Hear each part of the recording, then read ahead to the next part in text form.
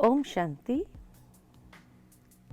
संसार में समय प्रति समय परिवर्तन आता जा रहा है और इसी तरह का जब भी कोई महापरिवर्तन आया है तो वो महापरिवर्तन कुछ संकेत देता है, साथ ही साथ जीवन में भी कुछ बदलाव लाने के इशारे देते हैं।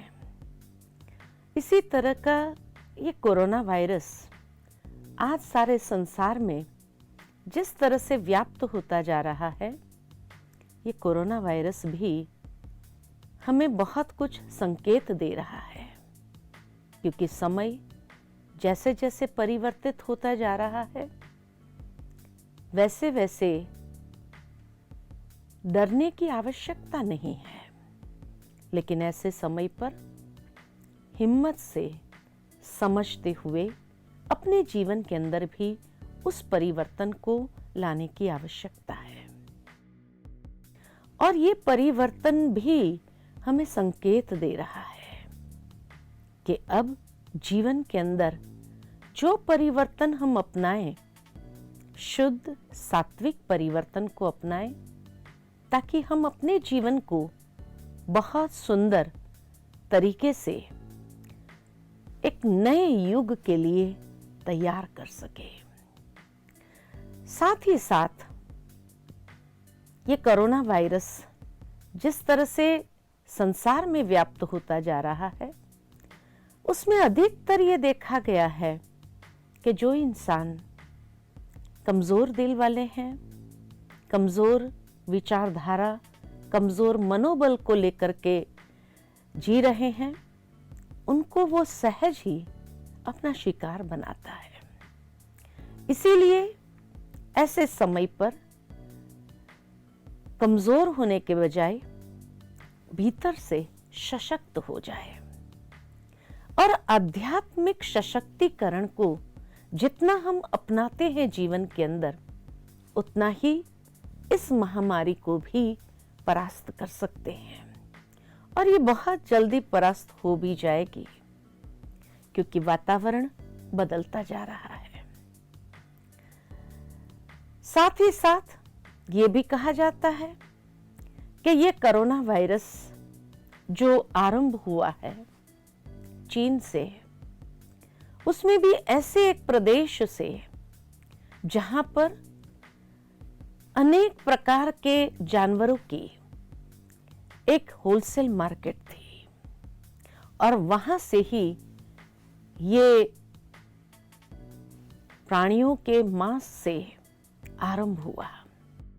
तभी तो आप सबने देखा होगा कि कितने प्राणियों को भी, निर्दोष प्राणियों को भी जिंदा खत्म कर दिए गए, समाप्त कर दिए गए। लेकिन वास्तव में सारे विश्व के अंदर जिस तरह से इसका फैलाव है, भारत में अभी तक भी वो फैलाव कम पाया गया है। उसका मुख्य कारण यही है कि भारतवासियों की जीवन शैली सात्विक है और इसीलिए जो सात्विकता को अपनाता है उन्हें इतना भयभीत होने की आवश्यकता नहीं है। जिस तरह फिजिकल इम्यूनिटी जरूरी है, इसी तरह स्पिरिचुअल इम्यूनिटी भी बहुत आवश्यक है, क्योंकि यही स्पिरिचुअल इम्यूनिटी हमें हर प्रकार के अशुद्ध वातावरण से, पोल्यूटेड वातावरण से अपने आप को सेफ रखता है। देखा गया कि बाह्य स्वच्छता, आंतरिक स्वच्छता के साथ साथ आज आवश्यकता है सादगी की भी। आज मनुष्य ने अपने आप को अनेक साधनों के परवश कर दिया है। अनेक साधन और उस साधन की पूर्ति के लिए, अनेक उन कामनाओं को पूर्ति करने के लिए धन चाहिए, ये चाहिए, वो चाहिए, और इन साधनों में इतना लिप्त हो गया कि शायद उसको किसी के साथ समय बिताने का भी समय नहीं रहा।